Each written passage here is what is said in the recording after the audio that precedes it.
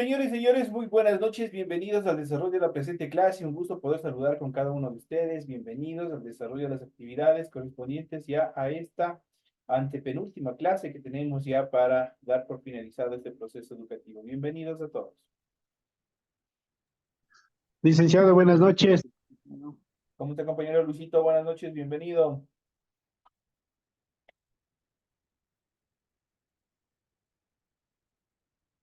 Licenciado, buenas noches. ¿Cómo está, compañero? Buenas noches, un gusto saludarles, bienvenido.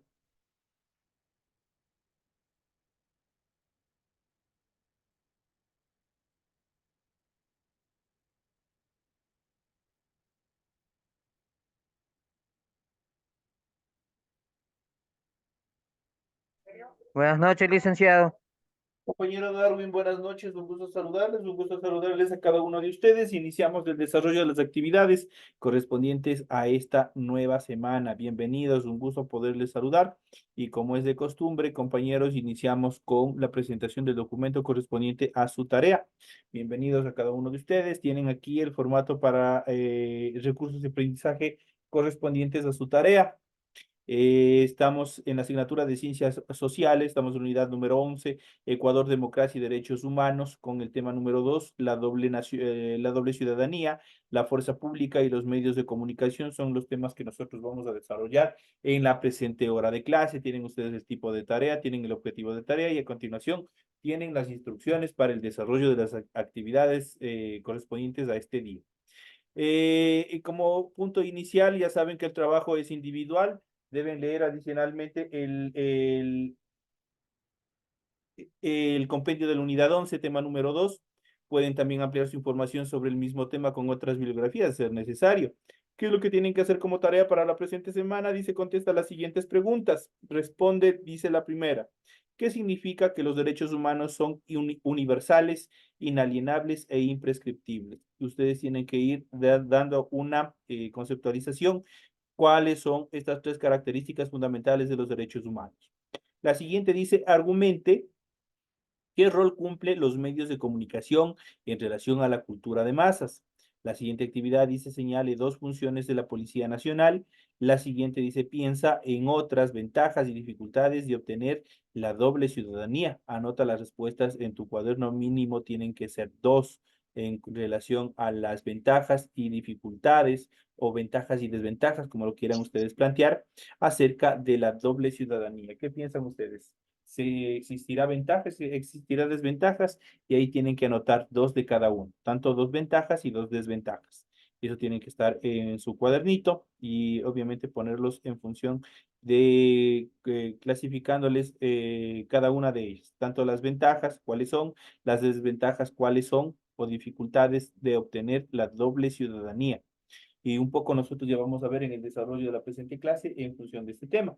La siguiente, en función de estas actividades, de lo que ustedes tienen que hacer, ya saben que todas las actividades son 100% escritas, por ende tienen que desarrollar la rotulación, cumpliendo con todos los requisitos tal como se les solicita. En función del contenido, es, Esperancita, por favor, cuidado con ese COVID. En función del contenido de la tarea, ustedes tienen que leer las recomendaciones, la rúbrica de calificaciones para que la tarea cumpla con las instrucciones o los requerimientos que pide la institución.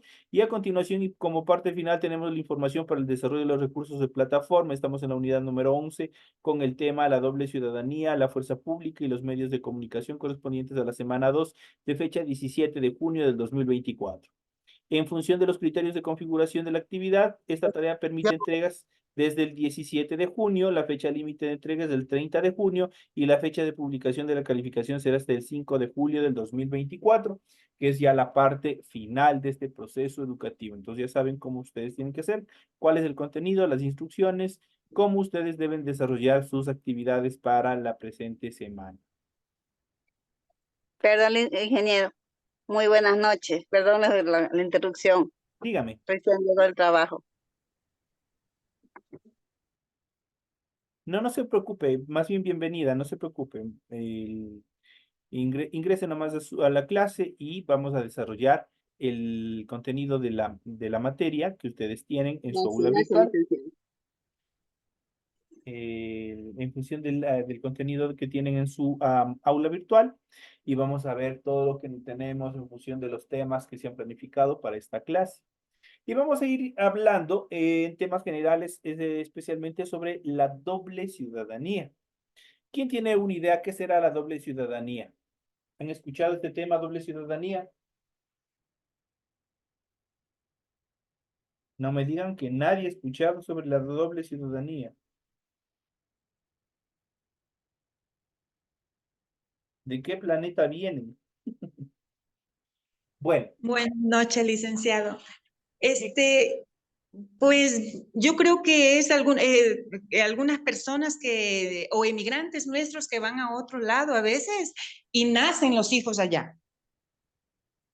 claro, ahí también, ese es justamente, compañero, ese es un medio para obtener la doble ciudadanía. Pero cuando nosotros hablamos de doble ciudadanía, nosotros hablamos que nosotros tenemos dos, como su nombre lo dice, dos nacionalidades, ¿han escuchado? Ajá. Hay personas que por determinadas actividades, especialmente en nuestro país, hay jugadores que por su destacada labor, obviamente han obtenido la ciudadanía ecuatoriana, pese, por ejemplo, a ser argentinos, a ser uruguayos. Entonces, por sus destacadas participaciones en el ámbito deportivo, ellos han obtenido la ciudadanía ecuatoriana sin perder la ciudadanía o la nacionalidad de origen. Entonces, ahí tienen doble ciudadanía. En este sentido, la llamada doble nacionalidad, doble ciudadanía o ciudadanía múltiple es una condición jurídica que disfrutan ciertos individuos al ser reconocidos como ciudadanos simultáneamente por varios estados. Las normas establecidas por el derecho internacional no prohíben ese tipo de actividades. No obstante, esto no se aplica para todos los estados, especialmente en el Medio Oriente. Hay determinadas características o costumbres, naturalidades dentro de la estructura jurídica internacional que prohíbe este tipo de prácticas. Pero en la mayoría de los países es permitir dentro del derecho internacional, de hecho, está determinado que los ciudadanos pueden obtener la doble ciudadanía, pero obviamente con determinadas especificaciones en función de que deben cumplir determinados requisitos para poder obtener esa doble ciudadanía. A ninguna persona está prohibido tener doble ciudadanía en general. Esta doble ciudadanía se puede adquirir con el uso diferente de leyes de dos o más naciones.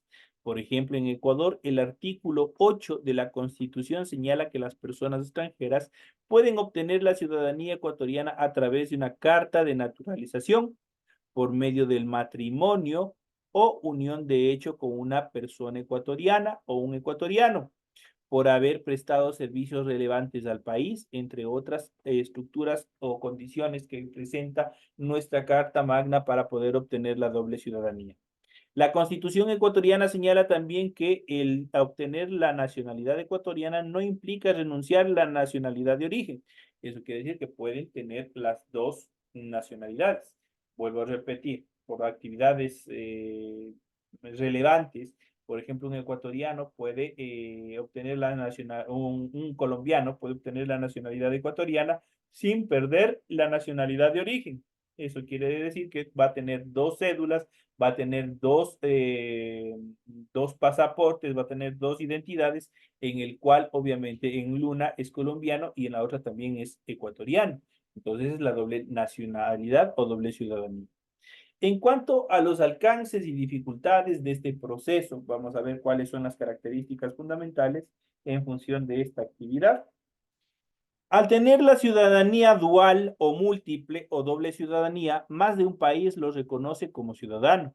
Esta condición viene con una lista de ventajas, tales como el acceso a trabajos legales, oportunidad de ingresar a un mercado laboral exclusivo para ciudadanos nacionales, por ejemplo, las carreras militares, tarifas preferenciales para estudios, entradas a museos y parques nacionales, compra de bienes en el extranjero, entre otras ventajas que existen más. Como dijo la compañera a un inicio cuando pregunté, otro ejemplo que nosotros podemos tener mucho más palpante, por ejemplo, es el que muchos ecuatorianos, por ejemplo, luego de haber desarrollado alguna actividad bastante larga y relevante, en este caso en los Estados Unidos, han logrado obtener la famosa Green Card que les dice, que no es otra cosa que la ciudadanía americana. Entonces, ahí obviamente igual, la Constitución de los Estados Unidos tienen determinadas ventajas para obtener la ciudadanía estadounidense, sin perder, obviamente, la nacionalidad de origen. Es por eso que muchos ecuatorianos, especialmente los que ya han vivido años, tienen esta dualidad, esta doble nacionalidad. Son ciudadanos americanos, tienen una visa, tienen una tarjeta que les permite entrar y salir del país sin ningún problema, y también no han perdido la nacionalidad ecuatoriana, tienen las dos. Dice, en este sentido, por otro lado, el tener la doble ciudadanía también implica el doble de responsabilidades. Se debe cumplir con los deberes ciudadanos, esto es pagar impuestos, respetar las leyes en materia civil, en materia militar, en materia penal. Por ejemplo, hay países donde es obligatorio el servicio militar. Aquí nosotros no tenemos esa obligación ya, pero en otros países sí lo pueden tener y obviamente están en la obligación de cumplir. Al tener la doble nacionalidad, ustedes tienen la obligación de cumplir las leyes y sobre todo la Constitución, por la cual obviamente son ciudadanos de aquellos países. También están obligados a participar en eventos electorales como votante o como miembro de junta, entre otras obligaciones que tienen entre uno y otro país. Hay que tomar en cuenta también que la doble ciudadanía no es aceptada en todos los países a nivel global. Por ejemplo, en Arabia Saudita, el poseer dos pasaportes puede ser penado por la ley.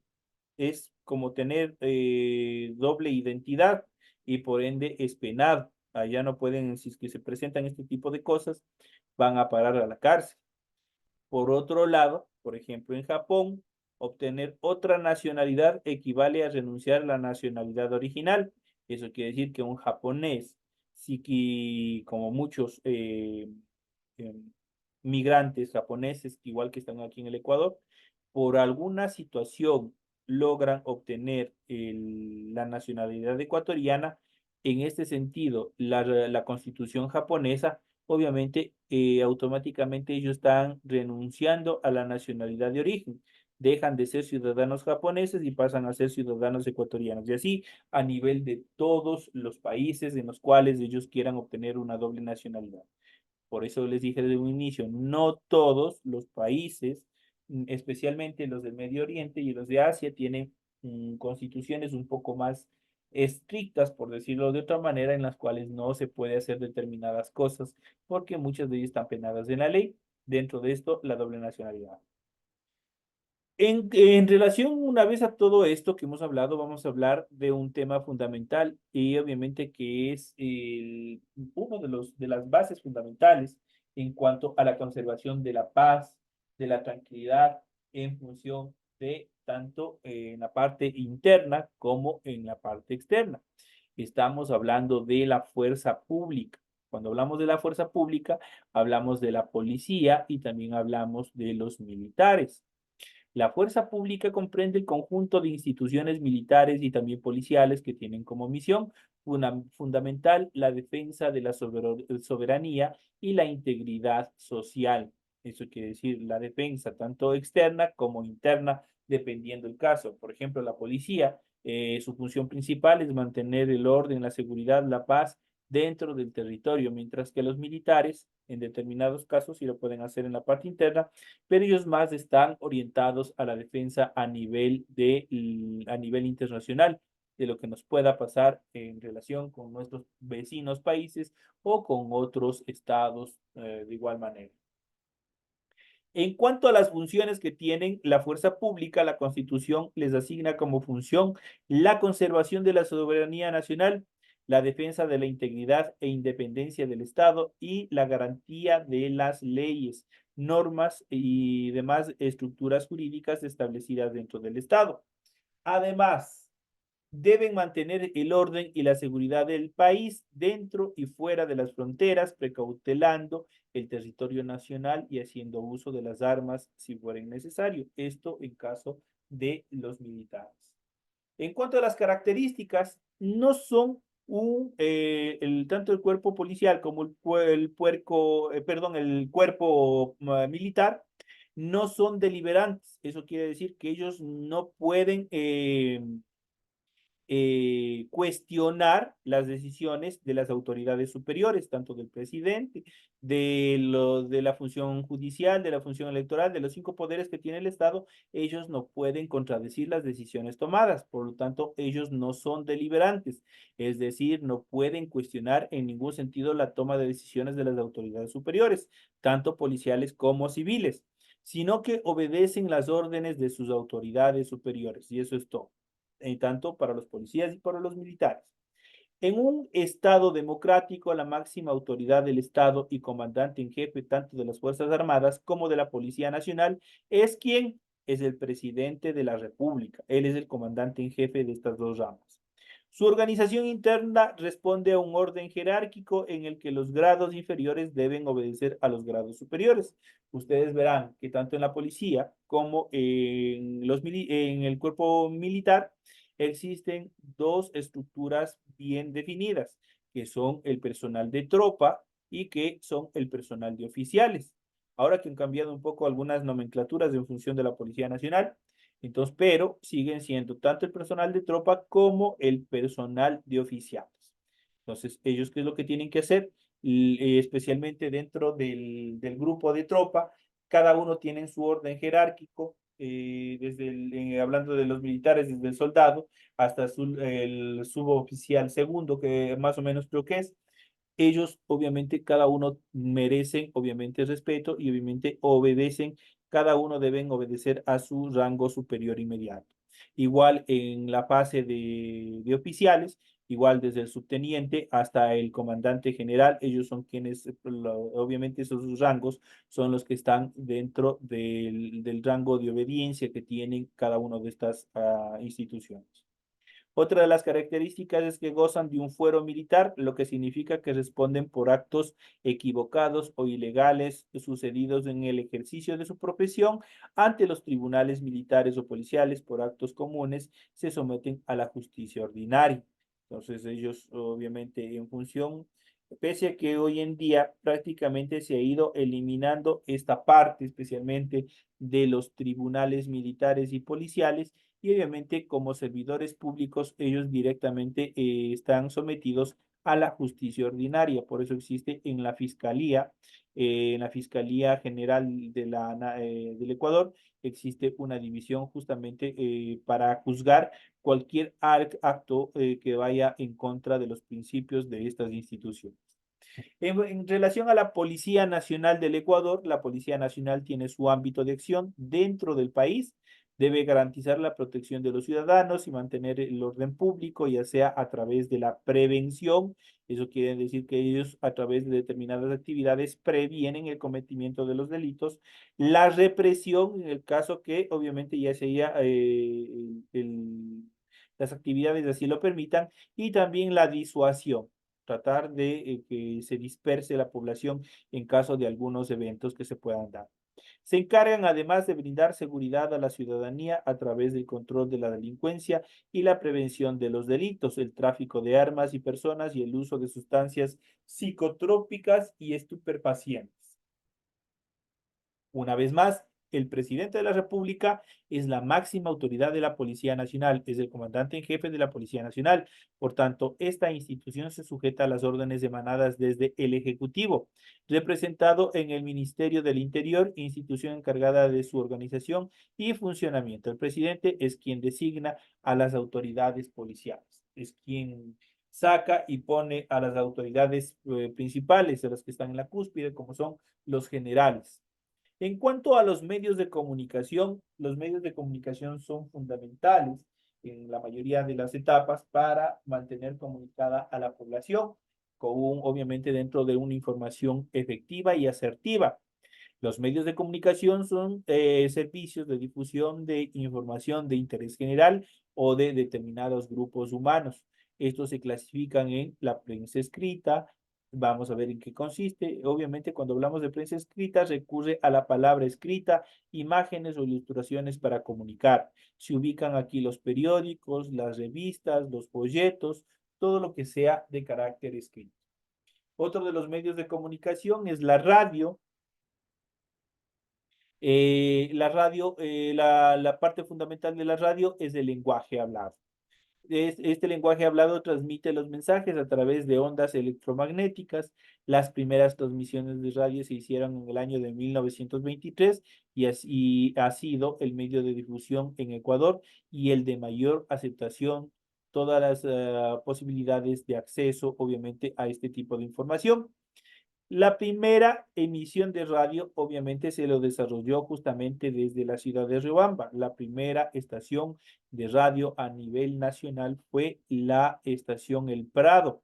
El Prado fue la primera estación radial, obviamente, que se originó justamente la primera señal desde la ciudad de Riobamba, justamente en el año de 1923. Otro de los medios de comunicación que tenemos es la televisión, muy difundido en el país a partir de los años 60.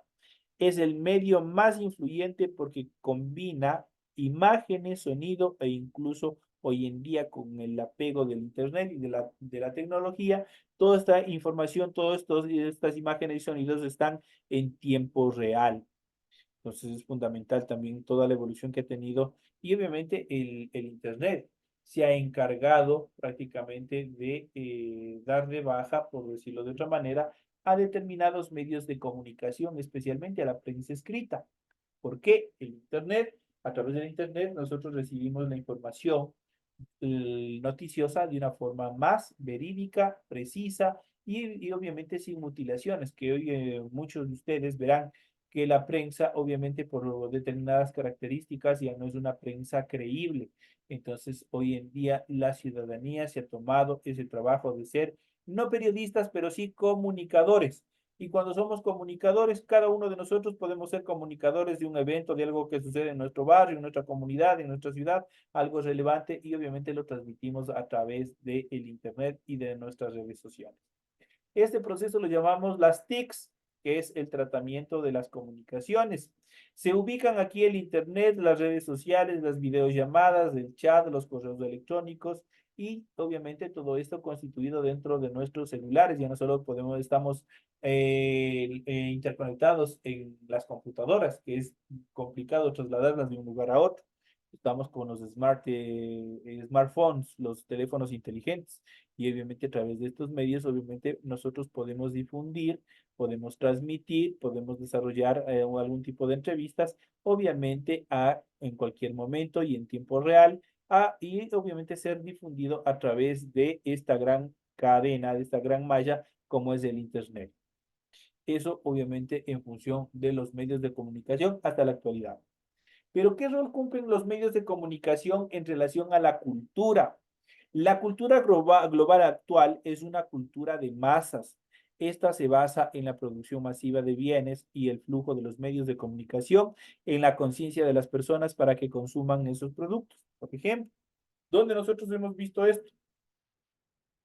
Hay una mega empresa que es una multinacional, es una empresa internacional, pero que cuando llega Navidad, por ejemplo, nos bombardean de tanta publicidad que las personas terminan consumiendo ese producto.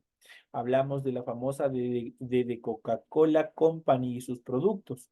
Entonces, cuando llega, por ejemplo, el mes de diciembre, ahí prácticamente nos empiezan a bombardear. ¿A través de qué? A través de los medios de comunicación.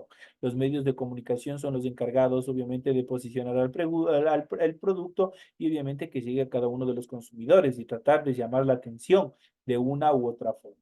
En este sentido, por ejemplo, si una persona crea un tema musical y este no suena en los medios de comunicación, difícilmente la gente comprará sus discos o peor que eso, llegará por lo menos a conocer.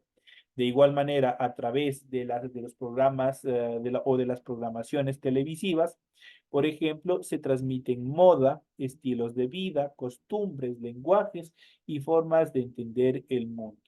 Y nosotros estamos pendientes. Por ejemplo, para las mujercitas hoy en día, especialmente para las damitas.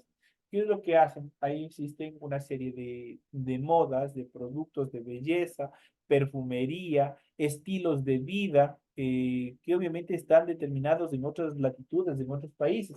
pero que a través de los medios de comunicación nosotros llegamos, obviamente, accedemos a toda esa información. Entonces, ahí obviamente actúan directamente todos los medios de comunicación.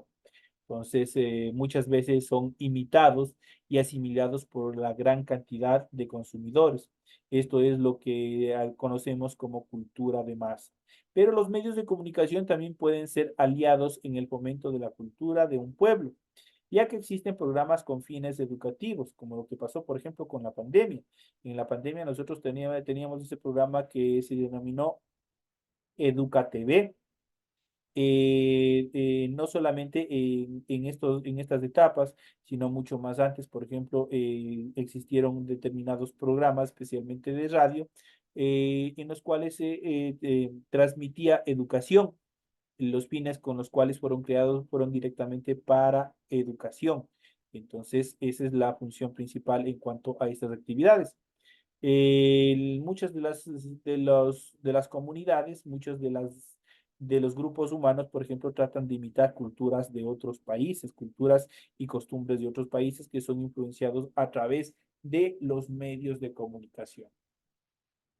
Pero los medios de comunicación también pueden ser aliados del fomento de la cultura de un pueblo, ya que existen programas con fines educativos o de recuperación y rescate de la cultura de un pueblo y de su patrimonio natural y también cultural.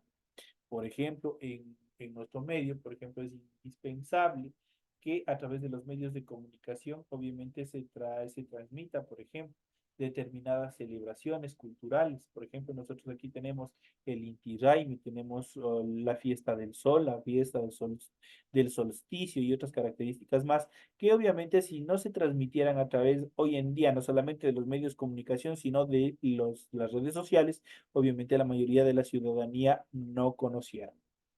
Entonces, en este sentido, también los medios de comunicación son una herramienta fundamental, son un aliado fundamental en el fomento y la distribución de la cultura de un pueblo, ya que existen programas con fines educativos o de recuperación y rescate de la cultura de un pueblo y su patrimonio natural y también el patrimonio cultural. Y por último, nosotros tenemos a continuación, vamos a ver algo que es fundamental para todos nosotros, como son los derechos humanos. Los derechos humanos son derechos que tienen todas las personas solo por el hecho de ser humanos. Estos permiten a las personas vivir con dignidad, sin humillaciones, discriminaciones ni amenaza, y deben cumplirse en todos los ámbitos en los que se desarrolla, como la familia, el barrio, la escuela, el colegio, el lugar de trabajo, entre otros lugares. Los derechos humanos tienen influencia jurídica, por lo que suelen estar consagrados en las constituciones de cada uno de los estados. De hecho, nosotros en nuestra constitución tenemos una serie de derechos que está reconociendo nuestra constitución, derechos universales, los cuales están aplicados en función de la protección de cada uno de nosotros. Entonces, prácticamente, ¿qué es lo que hace? En cada estado o nación en el ámbito de la comunidad internacional. Obviamente, cada uno de los estados ha reconocido todos estos derechos con la finalidad de proteger al ciudadano común, ya que los distintos tratados los reconocen y garantizan su defensa y también su promoción. Por eso, un Estado democrático debe garantizar el cumplimiento de los derechos humanos en todos los territorios. En Ecuador, la Comisión de la Verdad es la encargada de investigar sobre las violaciones de los derechos humanos cometidos en el pasado. En este sentido, la Organización de Naciones Unidas, en sus siglas ONU, también observa la práctica de los derechos humanos en todos los países del mundo y realiza llamados de atención sobre cualquier situación que tenga contra esos países, principalmente para erradicar las violaciones de los derechos de las mujeres, los niños, las niñas y las minorías étnicas, que son los grupos más vulnerables dentro de un Estado. En cuanto a las características de los derechos humanos, podemos mencionar que primeramente, son universales. Los derechos humanos son universales, son inalienables, son irrenunciables, son intransferibles, son imprescriptibles, son indivisibles y también son innatos. Esas son las características de los derechos humanos. En función de la característica de ser universal, los derechos humanos pertenecen a todos los seres humanos por el mero hecho de ser seres humanos, por algo son derechos humanos. Entonces son universales para todo el mundo. Son inalienables porque no se pueden enajenar, es decir, nadie puede ser despojado de ellos. No puede venir una autoridad y decir, te quito los derechos que te protegen, los derechos humanos, o venir cualquier autoridad o cualquier persona. No, no pueden hacer eso. Por algo son inalienables. Son irrenunciables porque el sujeto, el cual está protegido por los derechos humanos, no puede renunciar a ellos, aunque sea por su propia voluntad, aunque hagan un escrito, aunque hagan un documento, no pueden renunciar a los derechos humanos. Otra de las características es que es intransferible. Eso quiere decir que solo su propio titular puede valerse de ellos. Usted no puede transferir a su papá, no puede transferir a su mamá, no puede transferir a su mujer, a sus hijos, no. ¿Por qué? Porque ellos, por el hecho de ser seres humanos, ya tienen esa protección de los derechos humanos, como lo determina la primera etapa, la primera característica, al ser universales. Al nacer ya están protegidos con los derechos humanos.